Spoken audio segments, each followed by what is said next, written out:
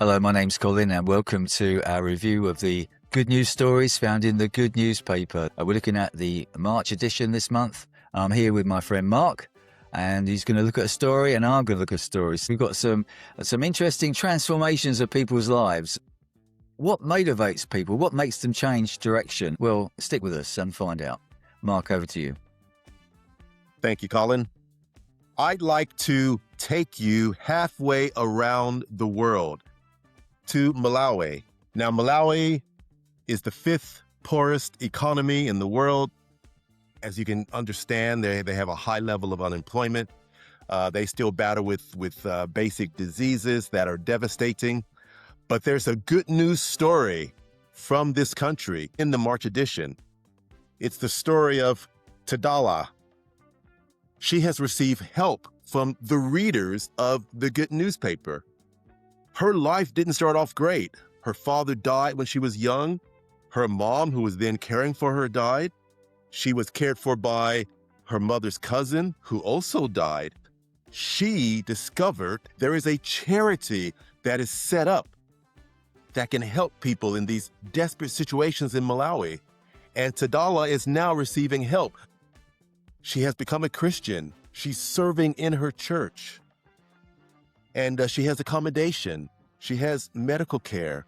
And it's a great good news story that has come about because readers of the Good Newspaper, people like you, have donated money and have given prayer support. Read the story and see if you'd like to get involved in changing the direction of individual lives in that very, very poor country.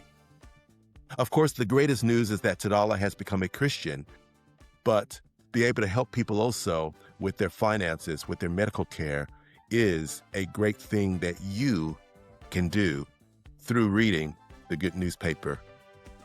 Colin? Thanks, Mark. Yeah, the story I'd like to look at, one about a man called Bobby Matthieson, who was part of the Troubles in Northern Ireland. He joined a paramilitary organisation called the UVF, and he was put in prison for 14 years, locked up and released finally to start a new life.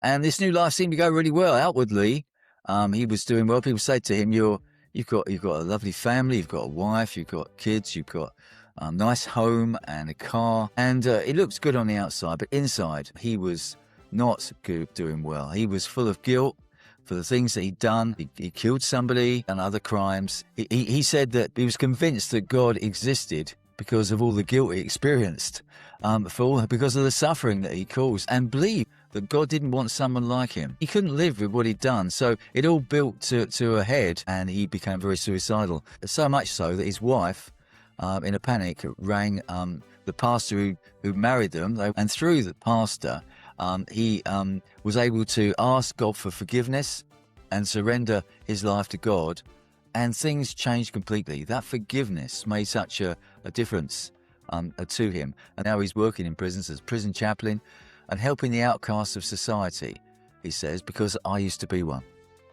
This idea of transformed lives is a very dramatic example, but God does change our lives. We get strength and purpose through him and what he's done for us. His love for us is transforming. If you can just get that inside you, it will really change your life. Mark, over to you. Thank you, Colin. Transformation, what a great word, what an exciting word. I'm excited about this March edition because of the transformation stories. And remember, you can be a part of transforming lives in Malawi.